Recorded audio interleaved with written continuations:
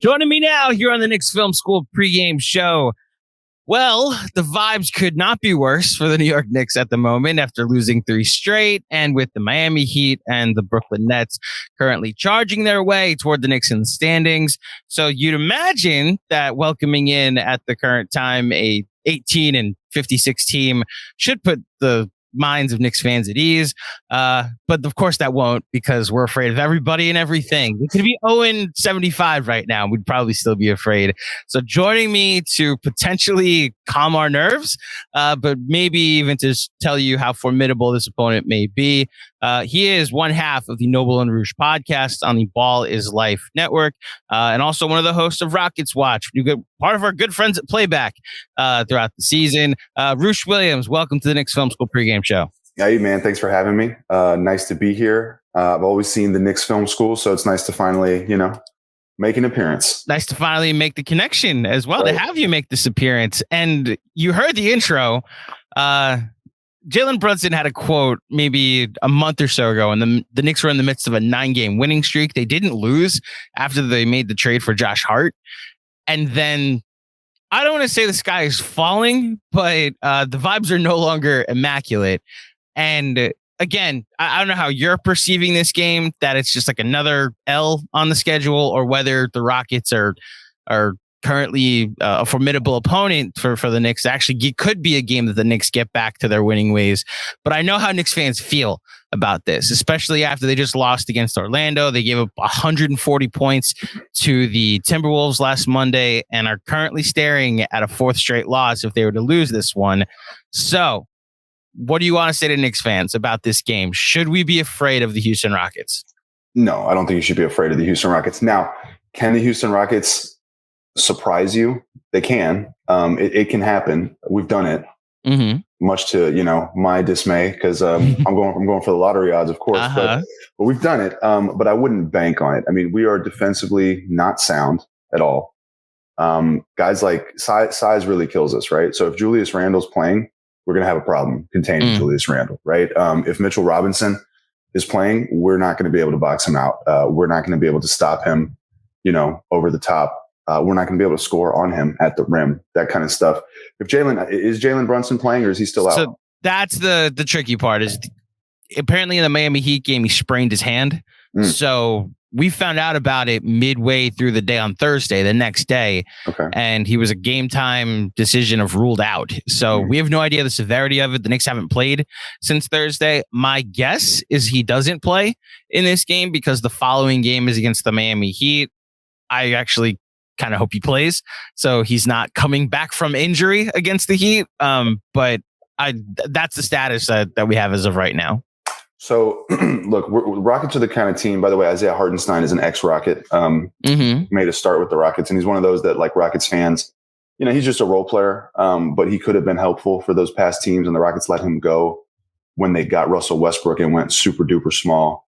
And Rockets fans to this day are still kind of just like, why did we do that? So he's the kind of player that, he can come off the bench and hurt the Rockets, because we just don't have size. We really don't. And the Rockets are not aware defensively. They just kind of let it rip. So with that said, when they get hot, they kind of don't have a conscience, and they just do things where, it's kind of like a no. Oh, okay. Yes. kind of thing. Right. And it's like, hey, but there's really not a method to the madness. They just let it rip. And they don't have, like Jalen Green. Which version of Jalen Green are we going to get? Are we going to get the version where, he looks like a superstar 2-guard? Or are we going to get the version where he goes like 6 of 15? I don't know. Are they going to run it through Alperen Şengün? Is Jabari Smith going to be hot? Jabari Smith. So a big reason that the Rockets have kind of turned it up in the month of March is because Jabari Smith has finally arrived, I guess, so to speak, right? He's finally become the Jabari Smith that we thought we drafted. For a majority of the season, he was not. But in the month of March, he's averaging, I don't know, I think it's like 15.5 per game, 7.5 rebounds per game, 41% from 3 on just around 5 attempts per game, about 49, almost 50% from the field overall. He's just looking more so like Jabari Smith. But we are a very poor 3-point shooting team. I don't know where we stand statistically in the league, but we're not good. I can tell you that. So, that should bode well in your favor. Again, the Knicks have size. Even in the backcourt, you have size with like RJ Barrett, for example. And we're the type of team where like a guy like Quentin Grimes will probably kill us. You know, like the role players tend to go off against the Rockets. So I could see a Josh Hart killing us, Quentin Grimes killing us, Julius Randle putting up, you know, like 27 and 13, you know, that kind of thing. If we do win, it's going to be because the Knicks couldn't defend us. It's not going to be because we shut the Knicks down. So that's, man. So I'll start here with the fact that the Knicks haven't really been defending anybody lately. Their defensive rating has crept down into the bottom 13, I think, in the league. Okay. Now it's a somewhat misleading stat because it was trending up when Mitchell Robinson came back from injury, and they were just dominating the offensive boards, and then just the boards in general. And then when Josh Hart got traded here, they had multiple wings that you could throw at people. And this weird thing, a lot of people that have come on here have been just stunned at the offense that the Knicks have because it's a Tom Thibodeau coach team.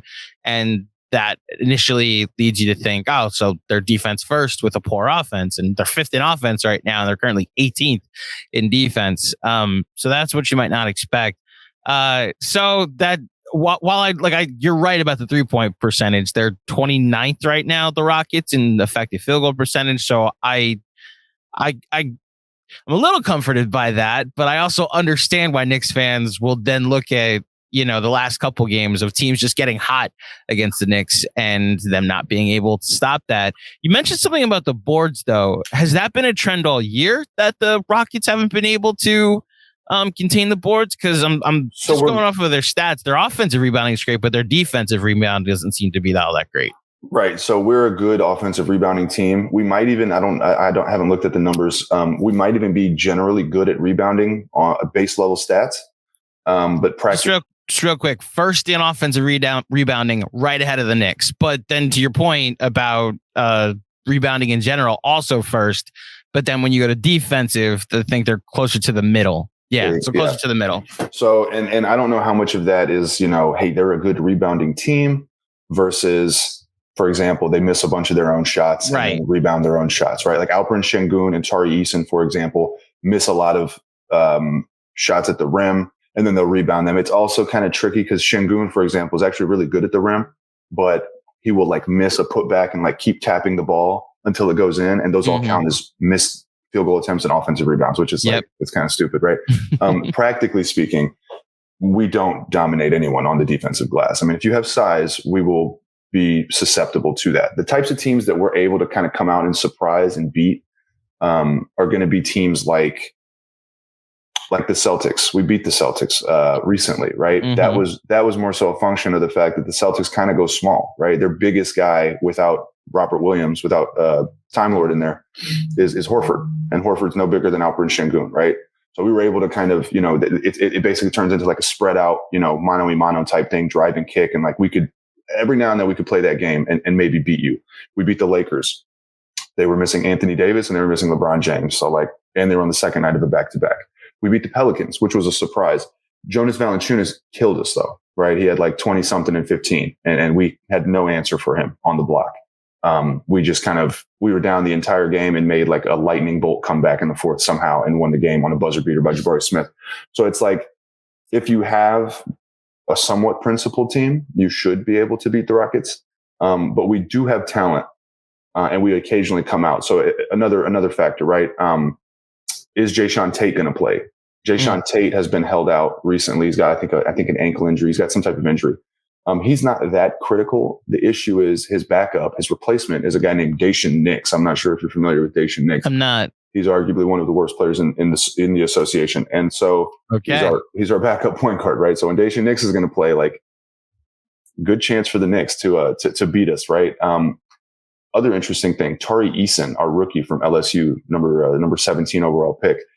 His playing time has been kind of up and down, just like traditional rookie stuff, although I think he really deserves to play a lot more and arguably could start. But he's been playing a lot more lately. And when he does, he actually impacts winning. So if they play him heavily, that could be a factor. But yeah, generally speaking, we're just not that big defensively. We're not like KJ Martin is a great athlete. I love watching him play, fun player, not good defensively. Jalen Green, good on ball defender. Off the ball gets mixed up, not good defensively. Alperen Şengün has some good instincts, but he's just a little slow-footed right now, and he's not enough to be your starting center against a team with real size. Jabari Smith has issues defensively. He's good, but he's also easy to get beat off of switches and off of screens. So if the Knicks are principled at all, they should be able to beat us, especially if Jalen Brunson's playing. So I wouldn't be afraid of the Rockets, but it's one of those things where you're going to want to come out and put them down early, right? If you don't put the Rockets down early, they sometimes linger around and they kind of turn it into an ugly game, and you'll be midway through the third wondering like, hey, how is this a 5-point game? And then they might come out and beat you at the end of it, right? But you just want to put them away early, which for most of the season is what's happened. So yeah, the last time the Knicks played the Rockets, I guess I should say the only time the Knicks have played the Rockets this season was New Year's Eve. And it was similar to what you're talking about, but almost in reverse, that the Rockets came out hot. And then because the Knicks were a little more disciplined, they just came out with a few adjustments in the second half. I believe that was an entire second half with like 1 or 2 turnovers as a result, and they turned it into a 20-point win. Right. Knicks fans, I hope you heard all of that and you were able to hear that this should be a game that the Knicks take care of business and win. Should be. And we'll see if the sky is still falling on Monday night when this is all over. I do have some questions about the Rockets season, though. Did you coming into this season with the knowledge of with what you knew already about Jabari Smith, and after what you saw last year from Jalen and from Kevin Porter Jr., did you expect this to be a tanking season going in? So I think the Rockets, I'm pretty confident in saying that the Rockets expected this to be a tanking season, but not in the manner that it's played out. More so something a little bit closer to Charlotte, somewhere in between maybe Charlotte and Orlando, right? Okay. Like 24-25 wins, competitive losses, like, hey, that kind of thing. Not like this dumpster fire that, you've seen for most of the season, right? I don't think that's what they expected. But again, I mean, look, their backcourt is it's basically 2 combo guards, right? Like Kevin Porter, they don't have a real point guard. They're running 2 offense first combo guards with kind of similar games, maybe not aesthetically, but just the idea of their games. Kevin Porter and Jalen Green's first goal is to go score, right? Their primary talent is scoring the basketball. Kevin Porter's become better at making some reads, but he's not a point guard. So they overlap in a lot of ways, right? And they don't really complement each other in that regard. So again, it's like sometimes they're hot and it's like, hey, great, this is fun. Sometimes they're not. And it's just there's no rhythm, there's no chemistry. Jabari, like we said, he just couldn't shoot for basically, 80% of the season. I don't know. Mm-hmm. I don't know what it was, honestly, but he was one of the worst. I mean, I was watching him thinking like, yo, is this Evan Turner? Is for most of the season what I was thinking. And then recently in the month of March, he turned it up and he's starting to show us like, okay, that's the kid we drafted. Just took him a while because I guess he's young. But his shot and confidence wasn't there. So, coming into the season as fans, sometimes we get a little high on the team. I thought they'd be bad. I thought that they would win around 25 games. And right now they're at 18 and they'll likely they still have to play Detroit and Charlotte. So they can probably end up like 20-21. But the manner in which they've come across those wins, for example, they won back-to-back games against the Spurs about 3 weeks ago, when the Spurs, shut down half of their roster for each game. So it's like there's a lot of fool's gold in there, right? One of their wins is against Detroit, right? Detroit's no good, obviously. Right. So it's like you when you factor in the context of it, they also have some good wins. They beat Milwaukee in like a grind-out game. They beat the Suns. They beat. You mentioned the Celtics game too. Celtics, right? Yeah. So like they've got some of those, but when you kind of look at it as a whole picture. But again, I will say in March, they've been playing a little bit better. Let me just pull it up so that I can make sure I cite it correctly.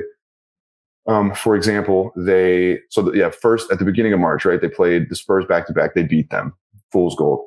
Then they lost to the Nets by 20-something. They took the Pacers to overtime without Kevin Porter Jr. And that was like Jabari Smith's like, oh my God, he had a turnaround fadeaway 3-pointer to send it to overtime, but they lost. They lost to the Bulls in a close game. Bulls aren't that great. They beat the Celtics, like I said. They beat the Lakers on the second night of a back-to-back without AD and LeBron. They beat the Pelicans in a comeback. That was 3 in a row.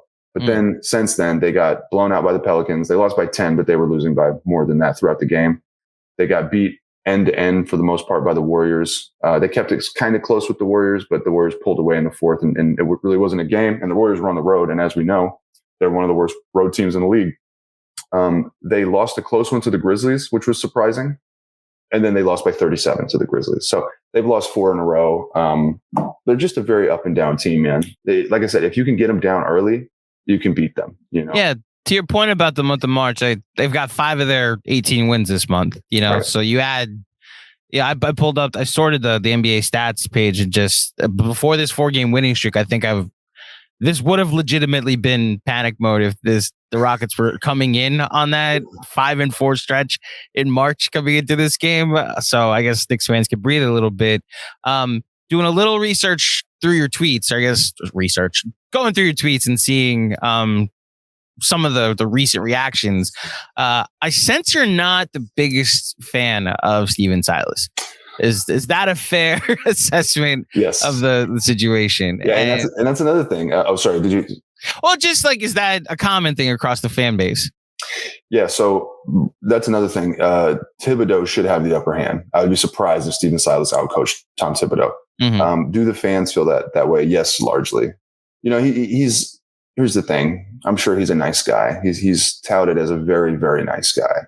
And that just really doesn't mean anything to me as like, as the coach of your team. Like, right. When it comes to game management, I just think he's been so bad.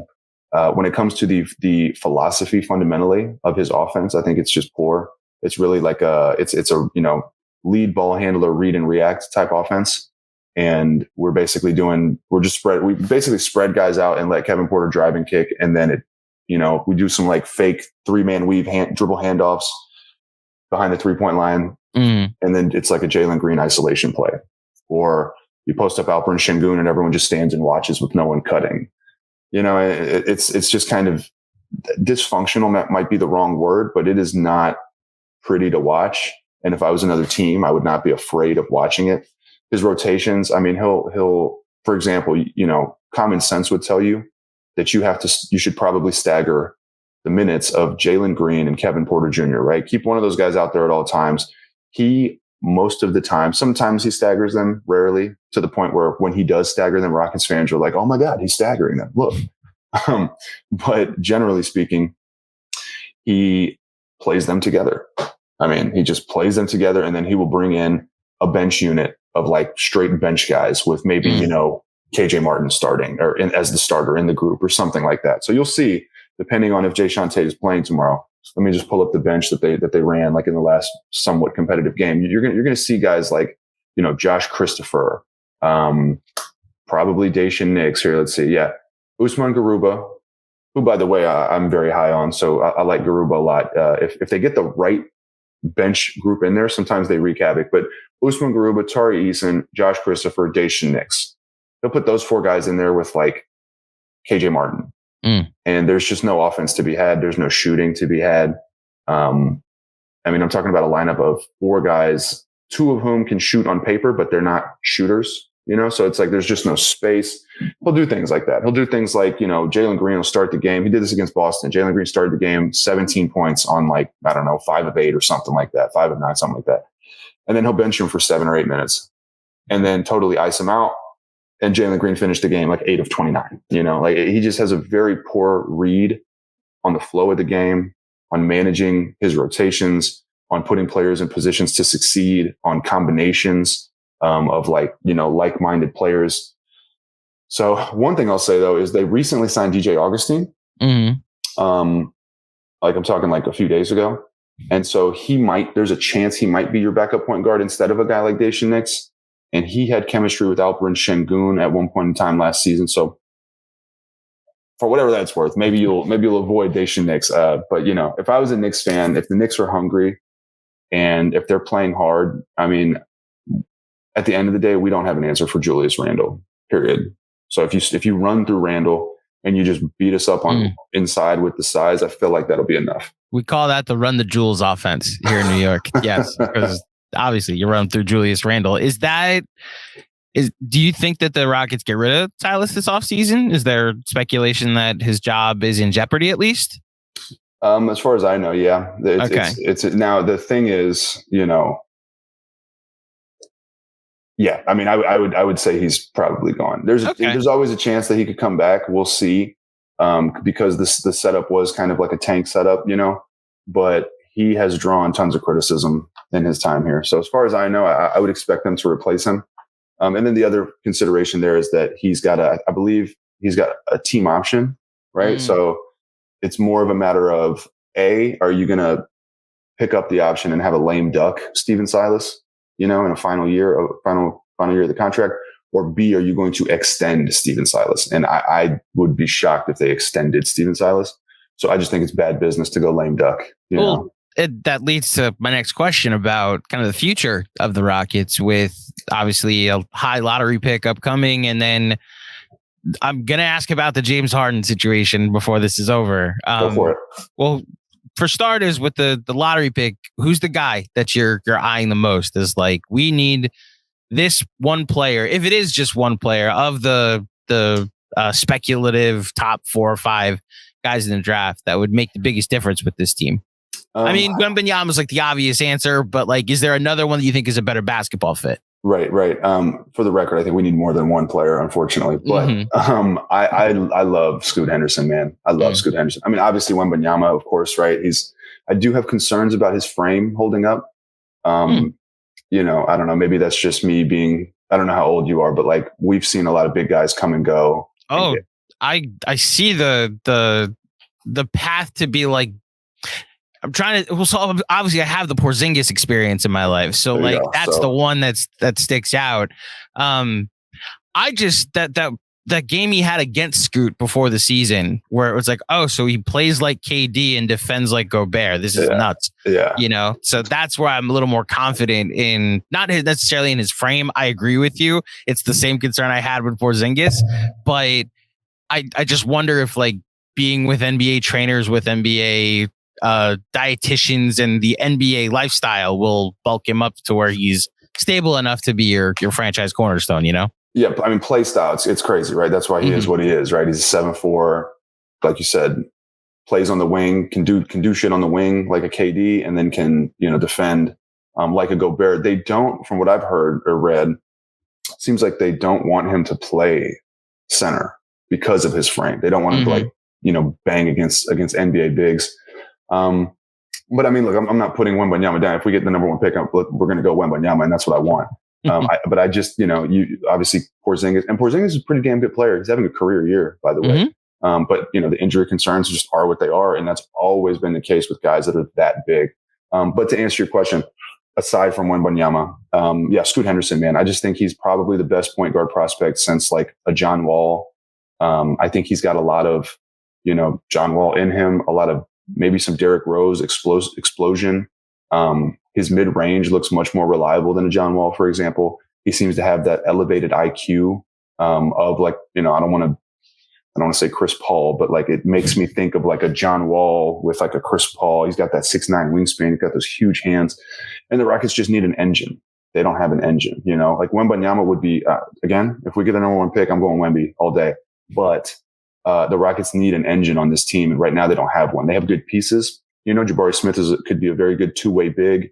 Jalen Green could be a superstar, all-star 2-guard. But they don't have that guy that you give the ball to and like you feel comfortable with the ball in his hands to kind of run things. So I love Scoot, and you have Brandon Miller, but I like Tari Eason I think he's like a nice, 3-and-D type wing for the Rockets. So I personally wouldn't go Brandon Miller. And then the Thompson twins scare me just because I put no faith in, they don't scare me as in they're going to be bad players, but they scare me as in like in the context of the Rockets needing a piece in the rebuild. I feel like they're projects for now.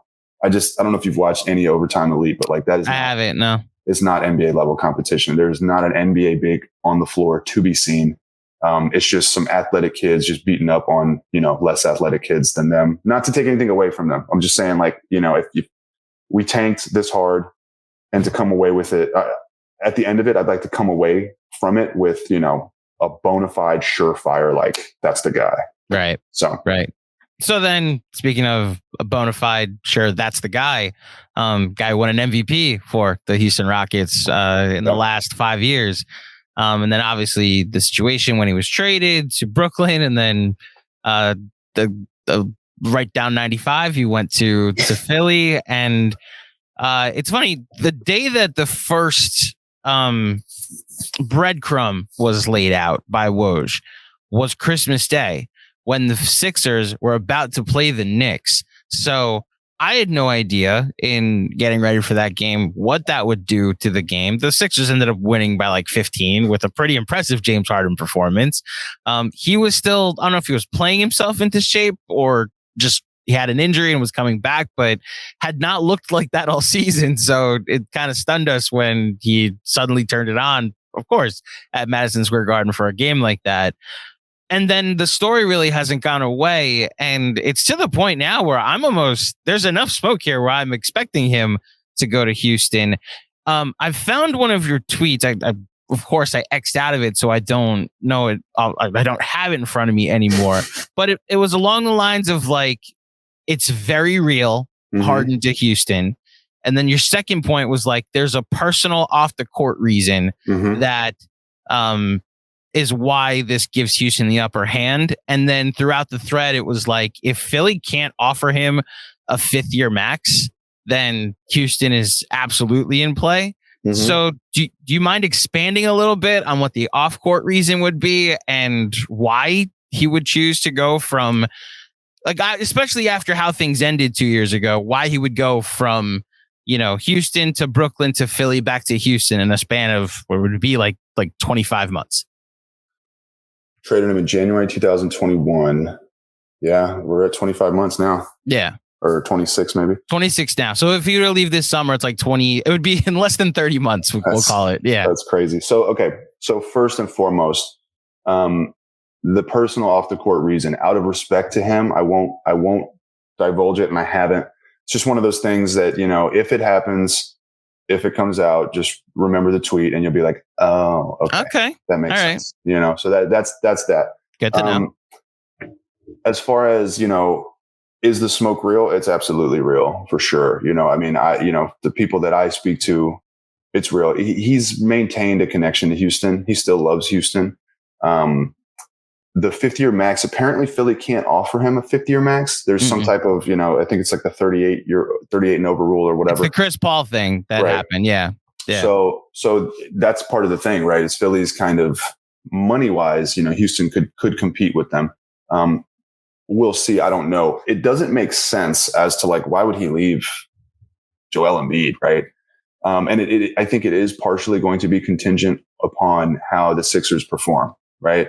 If the Sixers get bounced in the second round and, Harden's getting blamed or getting whatever word you want to use, right? If it's the same old story, like, oh, James Harden flamed out of the playoffs, blah, blah, blah. That might, again, help his path to Houston. If the Sixers make the finals, though, for example, I think that would complicate a return to Houston. So it does to some degree depend on, how does Philly perform?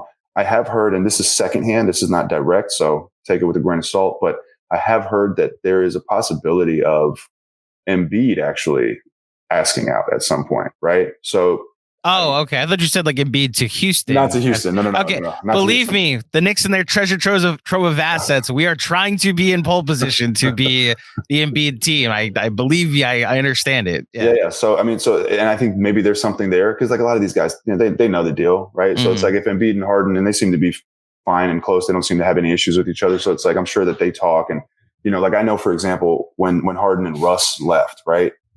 Russ basically had James's blessing. James was like, man, I'm getting out of here. So you do what you got to do. And Russ was like, all right, I'm out, and so they kind of sometimes operate that way, but he remains very close to Houston.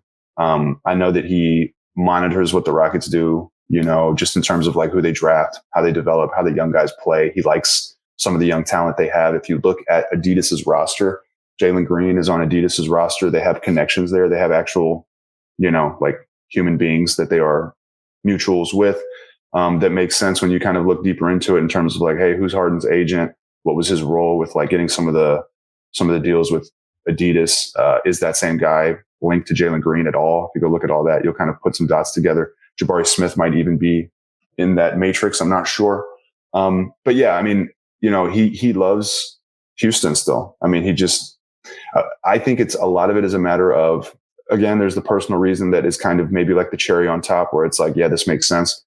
But I think it's a matter of where he kind of realized the grass wasn't greener just in terms of like being loved, I mean, in Houston, he was the man, and that goes beyond like the fans and stuff, just the infrastructure that he had in Houston, business wise, network wise, like, Harden had his people. He had, the club scene, like he had he knew everyone loved him. He was praised. He was held in high regard. I don't know if that was the case in Brooklyn. I don't know if that's the case in Philly right now. So I can tell you now, it wasn't the case in Brooklyn. Yeah, there you go. Yeah. Right? So, and then obviously there was the whole Kyrie thing. So it's very real. It's just going to come down to, I think the primary factors are off the court reason, in no order. Off the court reason, money, how Philadelphia performs in the playoffs, and where Houston reasonably could be. Because if he's coming back, it's my understanding that he's not coming alone. I don't think he's coming with like, Damian Lillard or something like that. But like, I think he'd want to bring a couple of vets that would like, for example, you could very well see Eric Gordon return to Houston if Harden comes back to Houston. Now, is that what Rockets fans want? I don't know. I love Eric Gordon personally, but like, we have this youth movement going on. So it's kind of this conundrum because you're basically blowing up this tank potentially to accommodate the guy that is the reason you tanked in the first place. Right. So it's very weird. But it is real. The smoke is real. And I've checked across multiple unrelated sources, and it's surprisingly, it's very real. So yeah, you gotta be honest. You just answered literally all of my follow-up questions. Like, does it matter how far Philly goes? Does it, is this just, he wants to go back to Houston and it doesn't matter who else is there? Could this be partially like a Kawhi to the Clippers thing where the moment he got there, like seconds later, they traded for Paul George? So I guess we'll see. The fan base, as far as Rockets fans are concerned, I mean, I don't want to put a number on it because I don't know. I can put you on the spot and say, like, what percentage of confidence are you that this is going to happen? But more specifically, like the fan base, what percentage would they put on, like, how much of their hopes are they putting on, like, you know what, this season hasn't been what we wanted, but new coach, top 5 pick, and Harden's coming back with help. Is that kind of like the thing that they're all hoping for? I'll answer both of those questions in terms of Harden coming back and then the fan base. And maybe it's a cop-out, but I think the answer to both is 50-50. 50-50. But I think that's pretty good, quite frankly. I mean, we're talking about a coin flip of a chance, right? Obviously, I laid out all the reasons or the factors for a Harden return.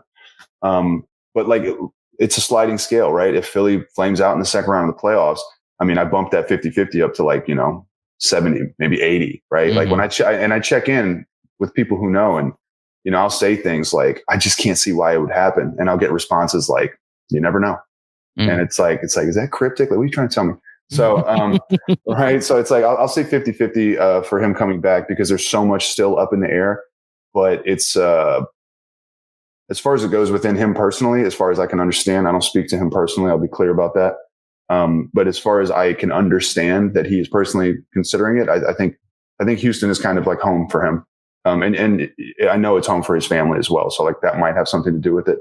As far as the fan base goes, I would also say 50-50. There's a lot of fans that are like, no, I don't want to do this. We've gone through 3 awful seasons. We got they're excited about Jalen Green, Jabari Smith, the upcoming pick and all that. They want to build this thing out the right way.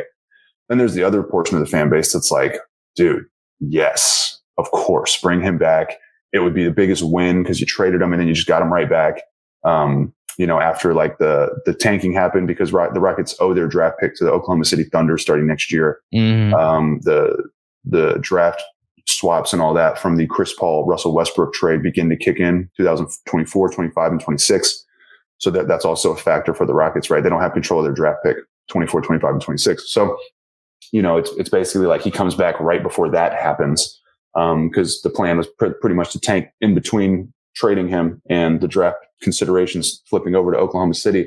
So some fans are like, yeah, dude, bring him back.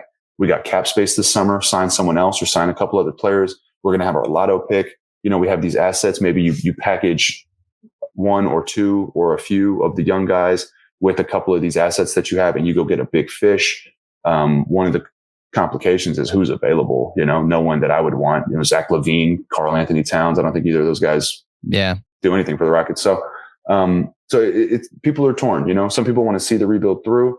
Some people want to bring Harden back. As far as I'm personally concerned, I don't even know where I land. The issue for me is am I thrilled about a James Harden return? No. And I don't mean that negatively or disrespectfully to Harden, but just the way he plays is a very specific way. The ball sticks in his hands. We all know that. He's not the same ISO player he was. He's a much better point guard facilitator, or not even much better. He's just that 16-17 season when he led the league in assists. He's more that guy in terms of distributing the ball. And he's lesser of the isolation god scorer that we came to know in Houston. But I see issues with a Jalen Green Harden backcourt, for example, defensively for starters. I don't think you're going to do anything defensively. And then just in terms of, desire to win, it's again, I don't want to question the guy because there's a reason that maybe Houston makes sense over winning over basketball, but it's just scary because it's you left Embiid, if he does it, it's you left Embiid for, so there's that. But then, in addition to that, he's getting older, man. He's my age. So he's about to be 34 and he's about to be 35. He's about to be 36. And it's and he's been in Houston. He was an Iron Man. He didn't miss games, but he's had some hamstring injuries, and I don't think those are going to be going away anytime soon for him. So that's also worrisome. And yeah, I don't know. You just want to see the young guys grow. Here's the other thing, though, that I'm on the other side of it as well. I can understand Harden coming back because if you don't get James Harden, things have been so bad for the Rockets. At least they seem to be so bad on the surface from from an outsider's perspective, that if you don't get James Harden, who do you get? Yeah. Who is coming to Houston? D'Angelo Russell? Who? So that's my conundrum is do I want him back? Not necessarily. Do I understand that we might not, beggars aren't choosers, and we might not be in the greatest position to attract a vet or a star vet without bringing him back? I also understand that, so it's weird. I'll just say that it's very weird. I don't think there's another team that's faced something like this. Well, the other element of this before we wrap up is the top 5 pick of it all, that could be the guy that potentially could be coming to not quote unquote save the franchise. I'll be honest. I don't know if any NBA team needs saving at this point. I actually think we've figured it out to an extent of the path to be good again. And in the sense of the Rockets, okay, so Scoot Henderson gets drafted, and then, so the Rockets now have a good young core of Jabari, Kevin Porter Jr., Jalen Green, and Scoot Henderson with Şengün and all these young pieces. And then you get the right coach in there. Next year, you could be just like the Rockets, or the Thunder, or what last year's Pelicans were, So that element of the scenario is fascinating to me, in that you could end up with it's honestly similar to what the Knicks thought they were getting in 2019, where it's we'll get Zion in the draft, and then we'll get Katie and Kyrie, and they had to settle for RJ Barrett, and then what now has become a fine piece in Julius Randle, but at the time it was a little less than to be desired. Yeah. Point being, I'm fascinated by the situation in Houston. I'm sure the rest of the NBA is as well. And as somebody who's hoping Embiid does ask out, I'm also rooting for, and also just as a New Yorker that's anti-Philly, I'm rooting for an early exit for the Sixers. Last question before I let you go. This matchup between the Knicks and the Rockets is... Can I make one more comment? Oh yeah, go ahead. Absolutely. So one more comment is, it would be very interesting if we got the second pick in the draft for the reason you stated. It's Scoot Henderson or James Harden. What do you do? I would hope that they would still draft Scoot Henderson.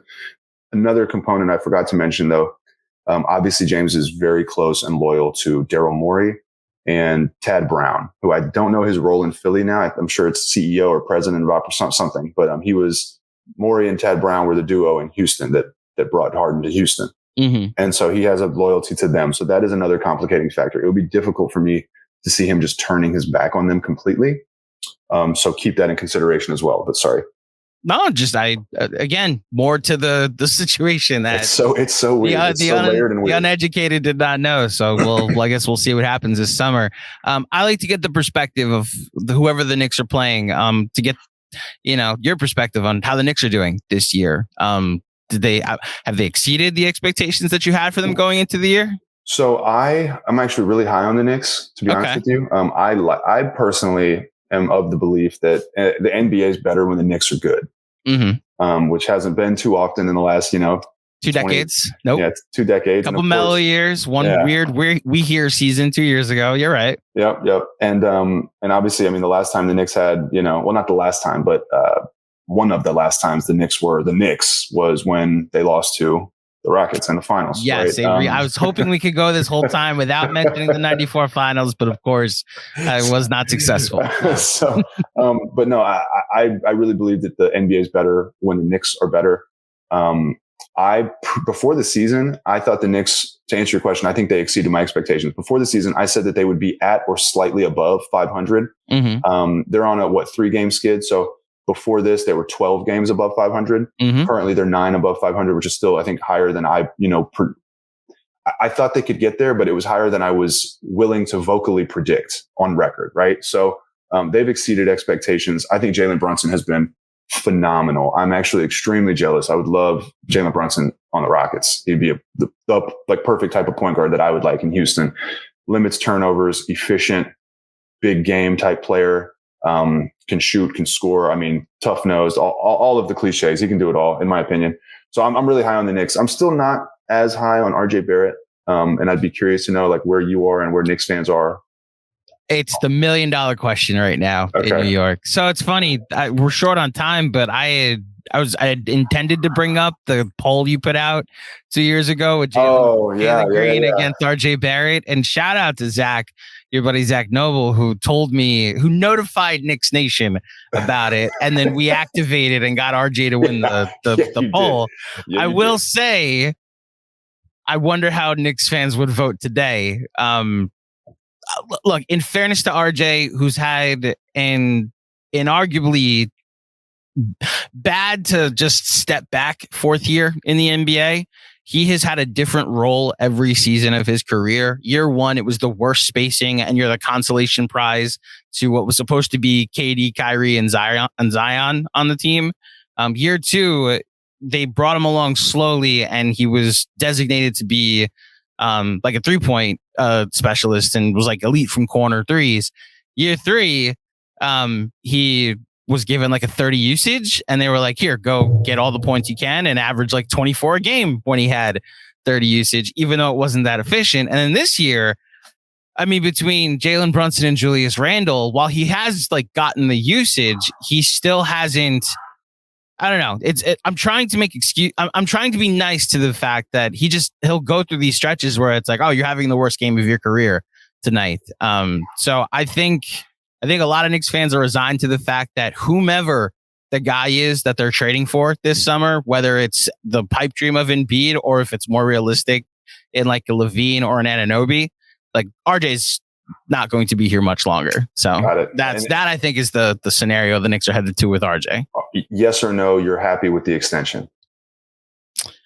In the moment, I thought it was fine. As the season's gone on, it's become worse and worse while recognizing the cap's going up. So what is a bad extension at this point? Fair. Yeah. So, I mean, look, I like the Knicks. I'm happy that y'all didn't pull the trigger on Donovan Mitchell, because I think you kind of came out better off because you still have your assets. I mean, you got Jalen Brunson in free agency for a very fair price. Believe me, that's our thought. That at least that's my thought. It's just I've actually seen the opposite perspective of imagine if you did pull the trigger. It's the butterfly effect. I have no idea what that happens with the rest of the season. You got Brunson, you got Julius Randle, who I know is controversial to some people up and down, but I still think he's a pretty solid player. And you still have assets and an RJ Barrett contract and whatever else to go get, whoever that guy may be. Right. So I think you're in a good spot. But again, I like the NBA. I just think the NBA is better when the Knicks are better, man. Madison Square Garden used to be something, you know what I mean? And it's still the Garden, but it used to be the Garden, oh my God. So I'd like to see it get back to there. It kind of feels like I went to the University of Texas. I'm a Texas Longhorn. kind of feels like Texas football to me, right? Texas football used to be like Texas football. Now it's like, you don't know what you're going to get. But right. But all things considered, I mean, Julius Randle, Jalen Brunson. I like Grimes. I think the Rockets made a mistake taking Josh Christopher instead of Quentin Grimes, quite frankly. Houston guy. Yeah. I like the Josh Hart trade. I like quickly. I think you have some pieces, right? I think it'll be a tough out if everyone's healthy in the playoffs. I'd like y'all to win at least one round for sure. I think that would be fun. So Knicks have exceeded my expectations. And I think that if they make a couple of the right moves, they could really take a jump. I think Julius Randle and Brunson is a very solid base. I think you got some good role players surrounding them.